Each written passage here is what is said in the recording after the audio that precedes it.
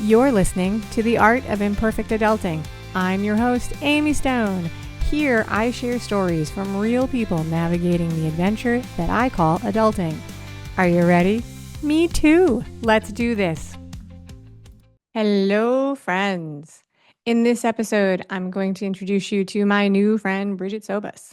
She shares with us a complex story that involves pretty much all the systems in an adult life falling apart. A relationship, a business, a bankruptcy, a significant health scare. And today, she shares with us that she loves her life. And we talk about not only how she made it through those challenges, but also what were the actual decisions and changes that moved the needle for her. So if you're ready, I'm ready. Let's do it. Bridget Sobus, welcome to Imperfect Adulting. I'm so happy to be here with you, Amy. I'm happy you're here. Are you ready for a chat? I sure am. That's awesome. So I start every interview by asking my guests where on the planet they're calling from. Where are you talking to me from? Where are you located? I love that question because that is so funny because people are always like, "And where's Bridget today?" Because I've been a nomad for almost 4 years. Uh, Oh, okay. So yeah, it changes. it does. It changes. I could any given month I could be in a different time zone. It's all over the country. So do you just bop around the US or do you go, are you global? What kind of nomad are you? You know what? I am US now. Like right now I'm in Pittsburgh with at my boyfriend with my boyfriend. So yeah, I'm here a lot, but I'm formerly from Chicago. Okay. So I had this goal, honestly, I used to own a hair salon. And during the last few years, I had been doing a coaching and consulting, and I was like, I'm going to be setting my life up so that I can live and work anywhere. Yes. So once I was going to be ready to part ways with the salon, and I thought I was going to go, I had a dog and a cat at the time, and I'm like, once they leave my life, I'm going to go live in Costa Rica for like 3 months.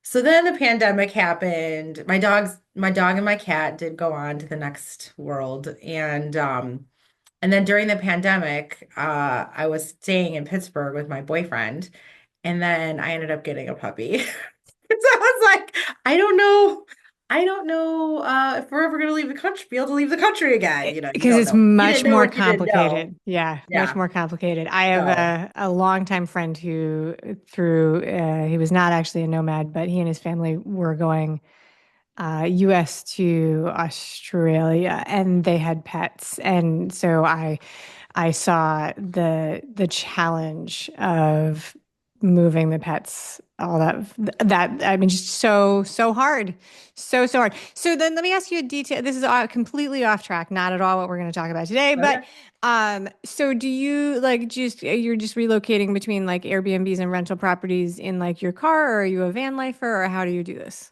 You know what? I've been car free for over since 2000. So I haven't owned a Wow. car Okay. since 2000. Even when I lit and I had an apartment in Chicago and my brick and mortar, because public transportation was easy. I just will rent an Airbnb typically, and then or I might stay like when I go to California, I stay with family, Okay. and then but I'll do an Airbnb And or then I'll and then travel just around with Uber and family whatever. and pardon. And then just Uber around wherever you Yeah, need I to just go. Uber. I Yeah. love walking, so I'll walk 3 to 5 miles. And so your whole business, your whole life fits into suitcases. It does. That Sometimes is it gets fantastic. old. I Wow. came, I was in Chicago. I was in Bali for like 2.5 weeks in December, and then I was in Chicago. I had to have reconstructive surgery. That's another story. But I wasn't staying with family. So when I came back to Pittsburgh on Wednesday, I literally had like two gigantic suitcases, a carry-on, a backpack. I had Like a you lot were of moving, like you were yes. So moving. I All do live right. out of a suitcase sometimes. That's very cool. So that's actually not what we're going to talk about today. But what we are going to talk about is debt. Like at one point in your life, you told me you were facing $1.3 million in debt and Mhm. filing for bankruptcy. So does that sound like something we can talk about today? Absolutely. Sometimes I ask people if that sounds like a fun topic to talk about, but every once in a while that fun word doesn't fit in the situation. And $1.3 million in debt doesn't match my equation probably of fun.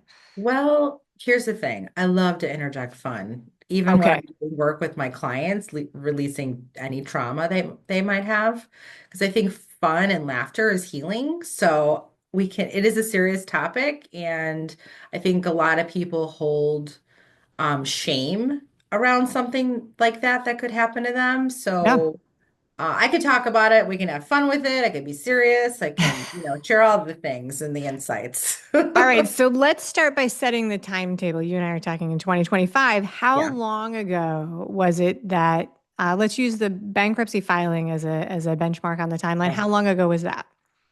So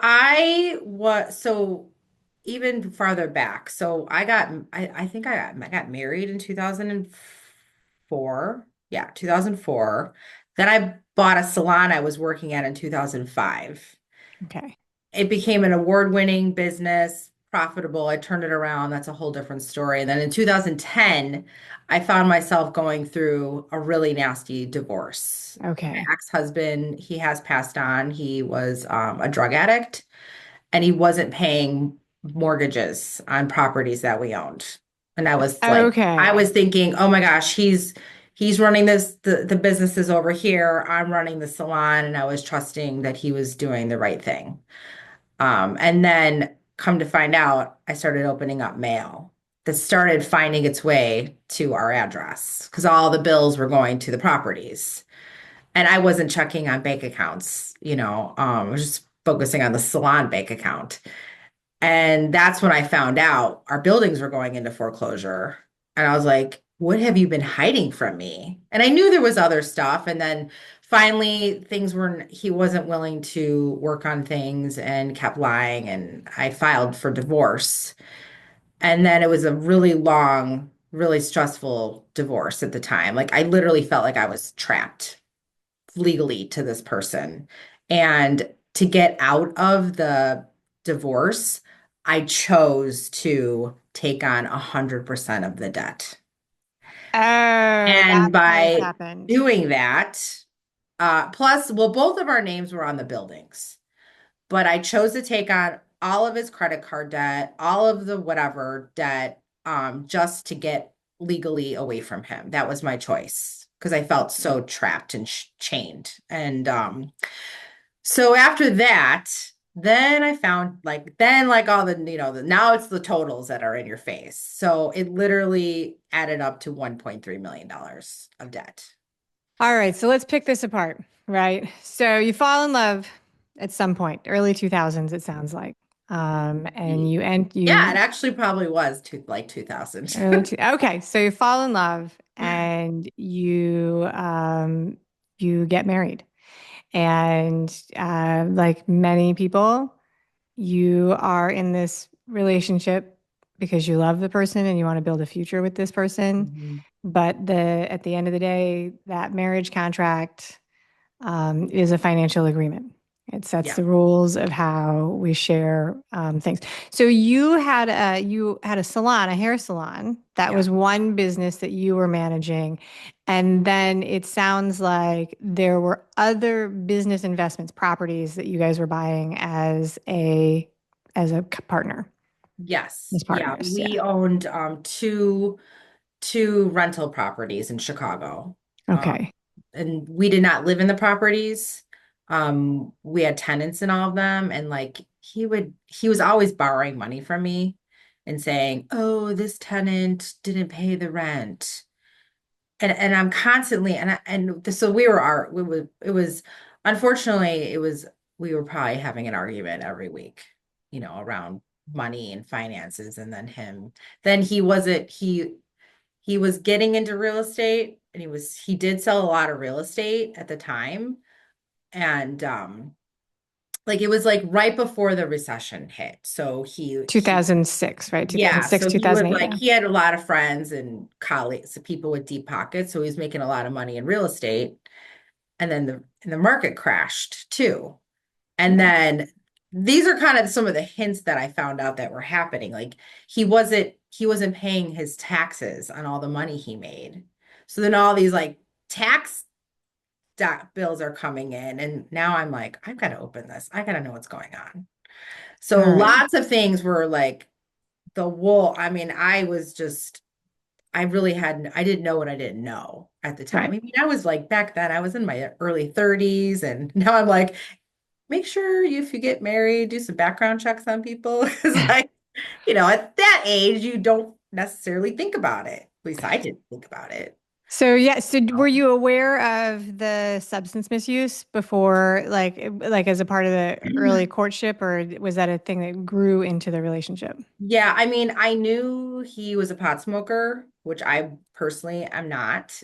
I don't have anything against people that do. I mean, it's pretty much legal everywhere now.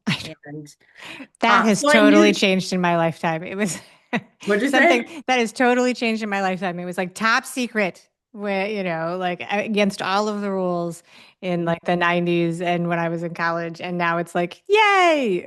Yeah, it's like a free for all. You can walk down the streets and smell it. But even though it's probably not legal, still do. Unless you're in Right. California, it's everywhere.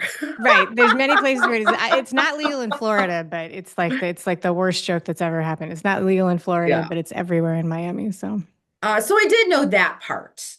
Okay, so there was a thing that would happen too when I would go out at night. Because like I'm 51 now. You me know, too. oh, okay, same There age. you go. Yeah. And so, in our early 30s, we were still going out with our friends, and I would go out around probably 8 or 9, and he would say things to me like, now it all makes sense, to me. But at the time, he would say things like, oh, that's too early to go out. I'm not going out that early. Like whatever. I'm gonna stay home and be on the computer. And I don't know what he was doing. And I'd be like, okay, fine. Well, I guess I'm going out. So if I had $1 for every time someone would say to me, where's Patrick? Like I'd be a millionaire, right? So he would come and meet us like around midnight. So, at that point, you're like, you're in your 30s, you're at a bar, and I'm not really thinking anything of it. I'm like, oh, he's here now. Okay. Oh, so he did a really good job at hiding it. But then come to find out after I do get separated, I have all these people that know him that do not know each other, but know me, and were telling me all the same stories. All right. So there It was a was real period of really, discovery. So he was yeah. living like two sort of lives almost. Yeah. Oh, yeah. He was definitely living 2 lives. And like, again, like, I mean, I kind of had a suspicion. And then finally, I'm like, what is someone borrowing all this money for? And then I was even having him work at the salon because he didn't work. So it was basically like I was now the breadwinner of the family, you know, Okay. like him, my dog, and my 2 cats. Yeah.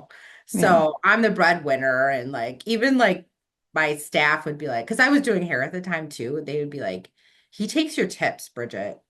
I need you to know he like takes your tips, he takes your money. He was taking money from like the drawer, acting. He was like his it was how he treated money was like how a child treats a parent, like thinking like money just like magically like just goes into a bank account, like they just don't have any concept, right? Okay. Does that make sense? It Like does a that's little how bit. he was So like treating money. yeah. But did you feel like so the debt was not actually you were not fully aware of it. So it was other things that were coming up in the relationship that were causing friction and making the decision to want to separate and pursue divorce. Yeah, well, their debt was a huge part of the reason, When did you because and how did you become aware of the debt? because I started opening up his IRS bills. And Okay. one of the great good things though was that he did have a tax bill of over $50,000 that was before Okay. we got married. So I wasn't liable for that part. Okay. But at the time though, when I discovered it, I was like, we have to work on this. Like we have to get this handled. And Okay, then so first, he would avoid it and avoid it and avoid it. He never wanted to file our taxes, obviously.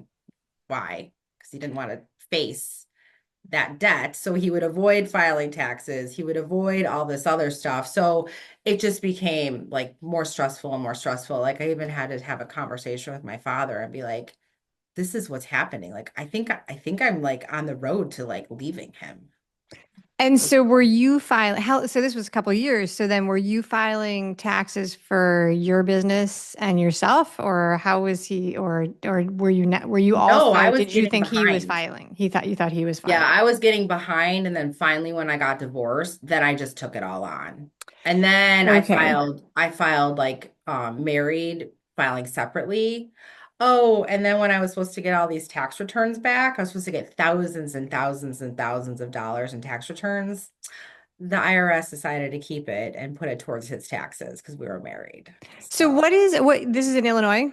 yeah. Mhm. What is Illinois a community property state? Like, is that how do they, like when you're married, is everything combined? Do you know? Yes, I don't, you know what? I don't, I've got to, to give you a real, like, factual answer, I'd have to go back and, like, look. Okay. All right. I was just curious. I was just curious Yeah, because I every gotcha. state can be different and Yeah, nobody, we do a terrible job of training people who are getting married to like check this kind of stuff before you get married because really most people don't think about it yeah. until there's a dissolution of the marriage. All right. So Um, can you describe, thinking back to this situation, when you begin to realize you open the bills, the marriage is not 5 stars out of 5 stars, you've got some doubts going on, but you begin to open the tax bills and you realize that this is a big situation, a big problem. If you could describe that in like 3 to 5 words, how did you feel? Probably anger, resentment, shame, probably guilt inward, because I was like, Yeah. how the hell did I let this happen to myself? Yeah. Um, I had a lot of anger, a lot of resentment. Um, Yeah, I was like at the time, like we're everyone's all free and clear of this. I'm very like aware of like your unconscious mind and like installing limiting beliefs. Right. So, everyone's free and clear of this, but I was having massive like panic attacks. Yeah. Well, Anxiety yeah. was like through the roof. And how did you, so you've worked through it, you're on the other side, which is why Yeah. this makes it a good time to do it. I mean, this seems like it would be very scary to me. The numbers are very large, and money is important. Money is how we do things. You had your own business that you had all done. Divorce is not a fun process, No. even if you like each other, which is not usually why people get divorced, in my experience. But so I can really see how that was building up. So you were under a lot of emotional pressure. How long did the divorce process take to sort of finalize? It took a little over 2 years. So 2 years So, for the divorce, yeah. and that's when you finally get to see the full financial picture because that's when you get the balance sheet. Yeah, so I mean, I like again, I at the time, I wanted to do an amicable divorce, so Right. I hired that type of an attorney. Going back, would I have hired a litigator? I don't know. Because I mean, I would have my own clients that would be like 10 years later, they're still getting a divorce. I'm like, oh my Right. gosh, takes forever. So it's like I don't know which route would have been better, but I hired an amicable divorce attorney. Then we hired not business, divorce coaches Okay. to work with that. We hired well, I actually probably hired them because I'm the one that paid for it. But Right. someone that what are they like a negotiator, like what Mediator. a mediator. Yes, thank Yeah. you. So then we hired a mediator, and like he would avoid everything like the plague. He wouldn't show up to meetings. He wouldn't come, like, and then he wouldn't give records of like the bill, the properties, and he he just wouldn't show up. He was just kept dragging his feet. Then we brought a different attorney in. That was a mutual friend of ours that was actually my business attorney. But then we got him involved, and then he was actually it was really hard for me at times because he was kind of almost siding with Patrick. And he'd be like, well, he does technically own da da da da da. And I would be like, so finally, I just like again, I felt like I was so trapped. I felt like at the time I tried everything. So finally, I was like, screw it. I just want to get out of this marriage. I just will take on all the debt. I mean, he probably still owes the attorney that he hired money, I would come to guess, but he's passed on now, so she'll probably never get it.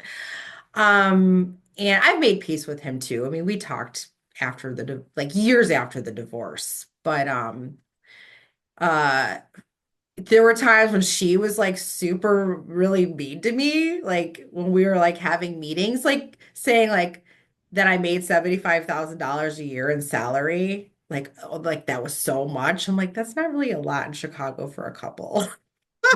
Yeah. Like she would bully me. And finally one day I was like, I looked at her and I said, I am a human being and I have feelings. So I'm going to Yeah. ask you to respect me. It was like the mic drop. So then this ended. Did you get a judgment? You got a judgment from a judge that was like, this is a dissolution, and you took ownership of all of the companies and all of the responsibility for the financial assets. Yeah, well, and then this is another thing that happened. So in the agreement, he still had control of the properties, Okay. even though I took responsibility for all the debt. And then there was another thing where his brother was involved, and then I signed a contract to give him a ton of money. It was a crazy entangled web. I mean, All right. So it's it carried insane. through. One of the things Yeah. that I like, one of the things that's really tough, I think, about these things is that they do last past divorce. Like, so we think that divorce is an ending, but it's like a redefining of Yeah. who does things, and it pisses people off on a regular basis that a lot of Oh, stuff still continues.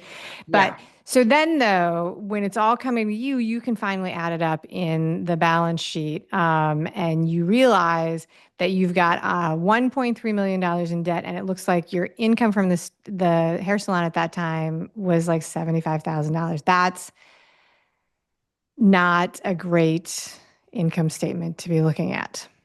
Yeah, I mean, I mean, I'm just throwing out a number. I mean, the salon Okay. was doing really well and but here was the biggest challenge. The two properties that we owned together that my name was on the title were in foreclosure processes already. Okay. So That there was was the no, biggest. okay. That was the biggest challenge. So when I started talking to attorneys, and then now like litigators and property attorneys, now I'm getting you have to file bankruptcy. Okay. There, How if did that you feel? do not file bankruptcy, they are going to come after you. Okay. So I'm now getting, and then it wasn't even the attorneys, it was even my parents and then other Okay. mentors and business people that were my colleagues. They were like, you have to get from out from under this because it's almost impossible at this stage And because of how bankruptcy, far along the properties were in right. foreclosure. Before this started, okay, so you're going through the divorce, all of these things are happening. Tell us a little bit more about who other than Patrick was in your life supporting you and on your team at this time. Who else was around advising you? Oh, well, Patrick was not on my team, Right, but right. But who else was around? who was on? I mean, I had a lot of people on my team. I mean, my parents were supportive of me. I was also, not only did I own my salon, and I had at the time, I think, I don't know, anywhere from 15 to 22 employees. Okay. I well, that's another story in itself. But I didn't really at the beginning. I really kept it undercover and didn't tell the employees because I didn't want them to worry. Yep. So that was like a whole nother story. But who I had on my team were um, I had mentors. I had also been working for another as an independent contractor as a coach and consultant Okay. salon industry. So I had those people on my team. I mean, I had really good friends. So I had a really amazing support network. Okay, that is And great. I All got right. myself into therapy. Okay. All And right. I Very always had good. a coach because I'm a coach.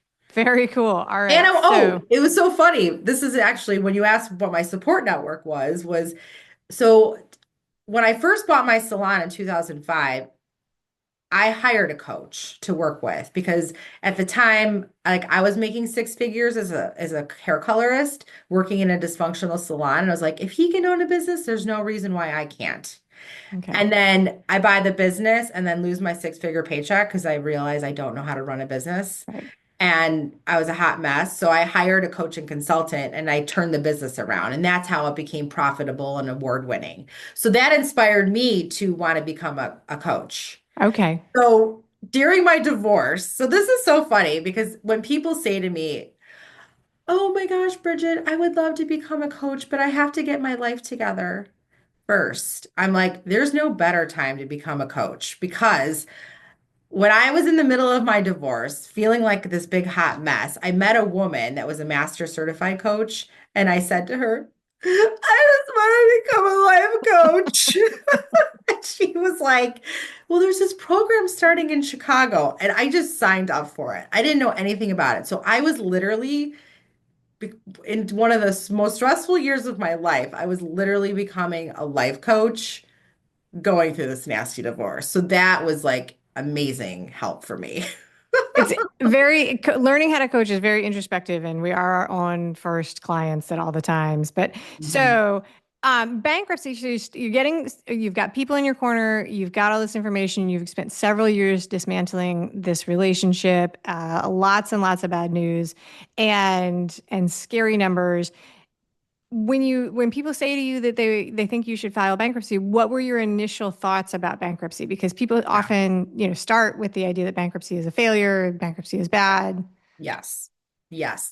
So I was like, well, first and foremost, the thoughts to myself came, and I even said it to attorneys. I was like, if I file bankruptcy, I'm at risk for losing my salon that I worked like blood, sweat, and tears in. Like I literally reinvented that business and led it and coached my own team for it to be successful. I almost had it for 15 years.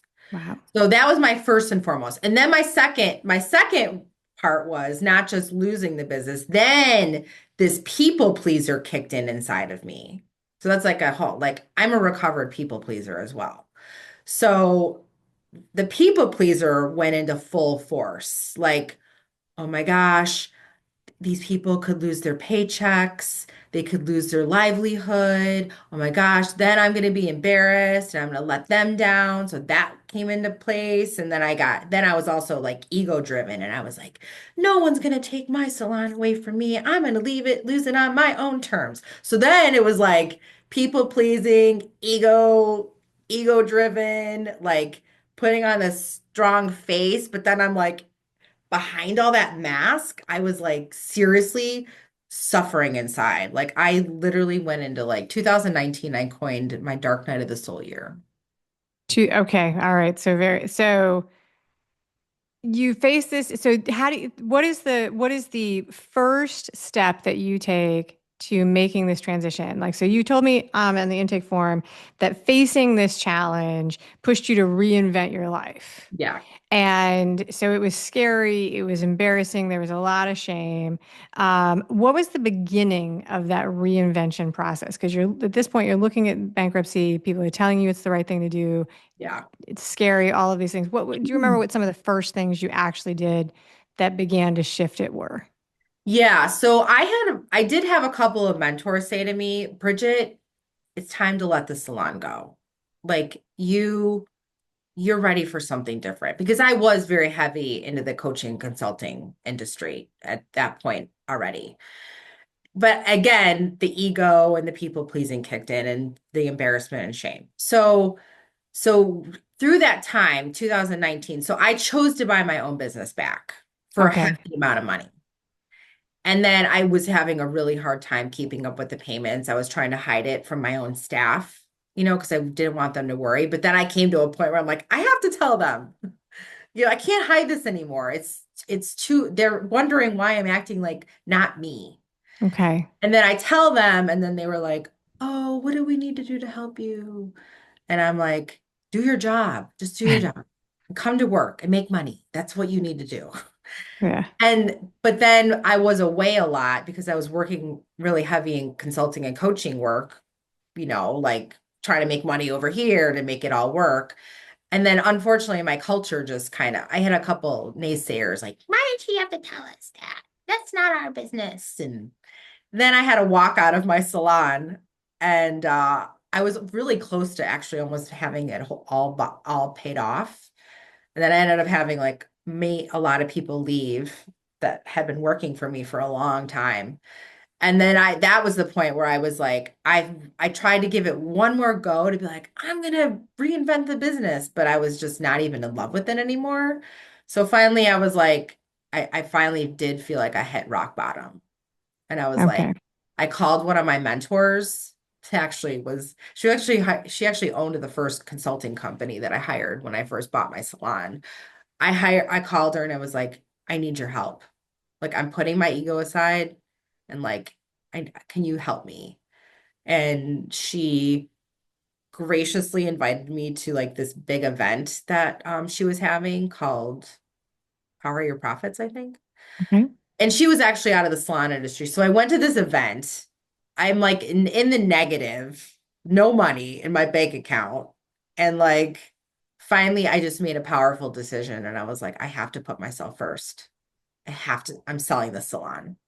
Okay. So it was kind of I had this like mini breakthrough during her event, made that powerful decision. And then like I went home and I put the business on the market to sell it. And then Okay. the pandemic actually happened. So before we get into that, I just want to double click on this because I love to dig and push and uncover and peel back the layers and try to get to like some of the decisions that set the dominoes in order. And a lot of times there's an external voice that comes in that mirrors back to us what we need to see, right? So it's like you were in this, you were very involved in the business, you were very emotionally attached, as you would be to your own life, right? I don't think it's easy to like not be emotionally attached to the things happening in our own life. You've gone through years of really, really, this is a very complicated story with relationship and bankruptcy and all of these things. But you reach out to your support network, you end up in a situation where you're at an event, so you've got blinders on. You've changed your location, you're outside of your location, you're focusing on this. And that's the moment where you can see sort of clearly, like, all right, what I want to do is make this tough decision to sell my business. Yeah. And that's the step that puts you on the path to redefining. Okay, that is amazing. That is amazing. Okay, so with the benefit of time, because this was several years ago, almost 10 years ago, how do you describe your life today? Oh my gosh. God, well, it was like by the time I sold the salon and that was out of my life. Um that was I sold it in 2000. Wait, the pandemic? I hate 2020 that I was the have to pandemic. be like, when's Yeah, the yeah. pandemic? And then Right. what So happened not before? 10 years, 5 years. Using it as a marker. So yeah, so in June of 2020, that's when the salon that was definitely like that's another story. The guy that ended up buying my salon, he didn't end up doing very well and he ended up filing bankruptcy and I lost out on $20,000 that he Well, owed I mean, it me. was a tough So I've time. lost a lot. I've made a lot of money and I've lost a lot of money. Comes And in, I will goes out. make more money and I'll probably spend more money. I don't know. Money is energy. That's kind of how I look at it. And Yeah. so can you ask me the question one more time? How would you You describe your life today? Oh, my life today? Oh my Yeah. gosh, I love my life. Yeah, I love what I do for my career. Like it is a lifestyle. Like I will be doing what I do when I'm in my 80s just because of my love for it. I get to Okay. travel. I have a great man of my life, that he's my monogamous partner. I have the cutest dog in the world. Her name's Rosie. And got a great family, great support network. I mean, the tools that I've actually learned since that, I mean, I had been a coach with the International Coaching Federation and didn't have a lot of tools, but now I have this, I've learned all these new sets of tools that help me with my own mindset to Yeah. regulate my own emotions and my nervous system. And I know how to get out of breakdowns quicker, sooner, faster because they still occur because that's just life. Yeah. Yeah, I really love But my yeah, life. so you went from feeling trapped and really, really, weighed down, and now you're in it. That's the arc I was Yeah. going for. All right. So now this next question, this may be, honestly, this might be a terrible question, right? Like normally I don't actually like to ask people questions that involve them rewriting a past portion of their life because Okay. like these things really did happen. But there are people who have an idea that that these hard challenges are required for personal growth. Like there Yeah. are people who really do believe that. And so I thought it might be interesting to ask you because this is one of the hardest challenges. And actually, it was doubled up. There were more hiding. Like all I knew about was the bankruptcy, but you also had the Yeah. divorce. The question is like, if you had to guess, because there's no way to really know, but do you think you would have gone through this sort of personal evolution and leveling up as a person, as a coach, if you had not gone through the hardship of this relationship dissolving and the bankruptcy and Yeah. selling the salon No, that's a great question because I mean, everyone's free and clear of this. I've also had breast cancer twice. and breast cancer? Right, we Yeah. didn't bring that up. Yeah. Yes. So, it's so, I mean, it's like when I think back about in my 20s, because that's when I met, my ex, there were definitely red flags that I like stepping back, like, oh, if you would have just paid attention to those red flags. Well, who knows? I don't Well, know. they If look very if I did stylish in it, the beginning. yeah, They're I mean, very if attractive, the red flags. It's like, what'd ooh, you say? the red flags look like a lot of fun. It's like, Oh, I yay, know, right? red. Yeah, right. Like that's what what is that? What do they The call it? matador. Matador with the Yeah. bull. Yep. Um, yeah, I mean, I don't know. Like if I hadn't married him, would I have actually gone down the path of would these opportunities? Because actually I ended up buying the salon from a friend of his that I started working for. So I don't know if like would I have become a salon owner? Right. Would I have instead just been a really amazing master colorist working as an educator for a hair color company? Because that was what I thought I wanted to do back then. Okay. Would I have read the book Rich Dad Poor Dad, which actually set me on track to become an entrepreneur because I was doing a client's hair and she was like, I was telling her about this guy I started dating that was getting into real estate. She was like, you should get him this book, Rich Dad Poor Dad. And I was like, oh, okay. And I had started getting into like self-development books at the time, like reading books on Taoism and like the self-help stuff, Deepak Chopra. So I went to the library, or not the library, the bookstore, and I went to look at this book, Rich Dad Poor Dad by Richard Kiyosaki. It was the tackiest book I've ever looked at in my life. It was like black and purple dollar signs and gold. I was like, this book looks terrible. I'm going to read it first before I give it to him because I want to make sure it's good. That book literally changed my life. Like before I was married to him, I paid off every dollar, debt that I was in. I paid off all my credit cards really fast. And then I was literally living like one paycheck would go in the bank and in the savings. One would be for um paying my bills. And then I was really good at managing saving my tips that were cash at the time.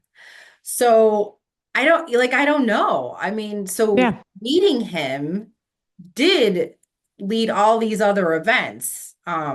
What I will say though, this is where the work I do now, and I put a really strong message out to entrepreneurs and business owners to really work on your mental health. I mean, I know we're not going to go dive deep into this, but in hindsight, working on your stress, or the stress, not yours, the stress or the anxiety you may feel or whatever that else is. Like I really do believe mental health is so important Yeah. because it does affect our physical health. Oh, yeah. So Yeah. I think could that, would I go back and, maybe focus on my mental health more? Sure. But at okay. the same time, I've gone what I've gone through, and like now I have it for lessons to share my story with, you know, people to be like, your mental health is your priority. Like it has to be. You have to Yeah. heal the inner child. Hey, heal the wounded parts of you, heal the trauma so that your mental health is like, I just think it's like it's gonna, you know, go all over the place. So I, my path has been my path, you know coulda, woulda, shoulda, I don't like yeah. should because it's like a shaming word. Right. Right. Right. But yeah, I mean, but at the end of the day, it's led me to like live my life, and I really do live by the like there's no failure, there's only feedback, so it's like, okay, so what's happening? What am I learning? What are the positive things I know about myself and what's inspired action will I take on next? So it's really had me have a more resilient mindset and yeah, keep going. Keep on Very keep cool. on. Very cool. All right. So in a minute, we're going to do the final fun questions, but I want to give you a chance to very directly go ahead and tell the audience who's listening, what is it that you do now? How can people find you online?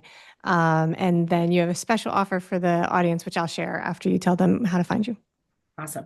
So I own Power and Joy Coaching Academy. So one of my niches that I work with entrepreneurs that have been stressed, burnt out, people pleasing, overwhelmed, possibly resenting their own lives and businesses to reinvent their lives with power, joy, and profits. And I do that through modalities of very quantum leap breakthroughs and trauma releases. I'm also a certified um, coaching and trauma, PSTD, and addiction. Okay. And so I do a lot of mindset breakthrough work, inner child healing. And then I also have certification programs. So I certify people in the modalities of NLP, timeline therapy, hypnosis, and I have International Coaching Federation mentorship and training programs. So Oh, very yeah, so nice. I love coaching. So it's all coaching and bringing all the modalities. Like I love unconscious coaching, which is more like the hypnosis and the NLP and the timeline therapy and meditation work, and then the conscious coaching. Okay. So yeah.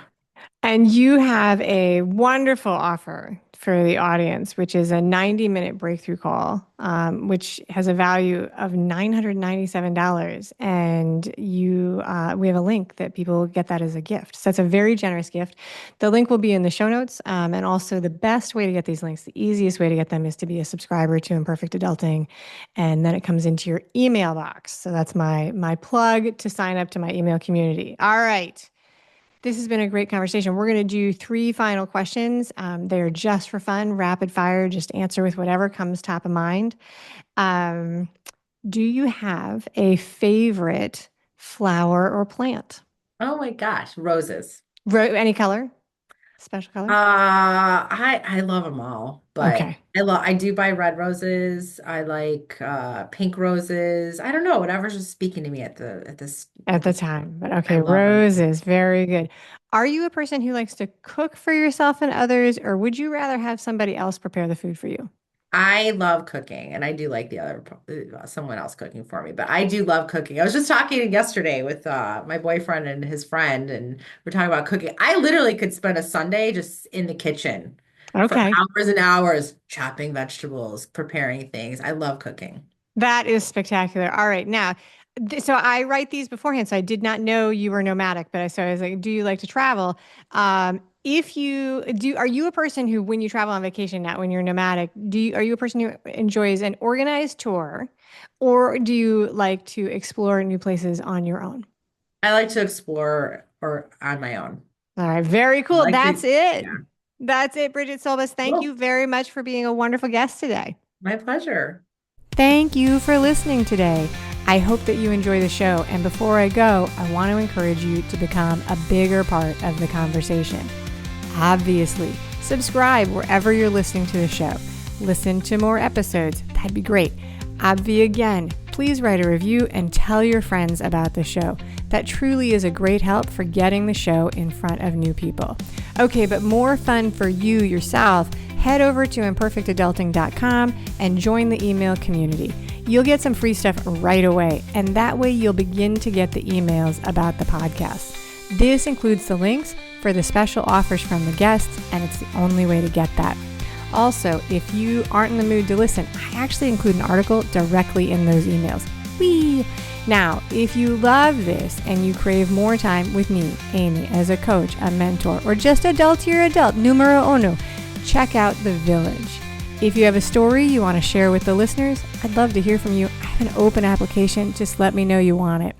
And that's a wrap for today. Until next time, remember, the journey is the destination. Ralph Waldo Emerson said that, not me. Well, until just now, I did just say it. But what I want you to hear today is that if your adulting journey isn't going the way you expected, that may not mean that you're lost. It may just mean that you're on your way. This is Amy Stone, signing off. The Imperfect Adulting podcast is created and produced by Amy Stone and Amy Says So. Anything expressed on this show is offered as entertainment, and the views of the guests may not always represent the ideas and viewpoints of the host. That's me. Amy does not intend or hold herself out to provide professional advice or recommendations of any kind. In the end, you and you alone need to make those kinds of decisions based on your personal and individual situation, needs, circumstances, and comfort level.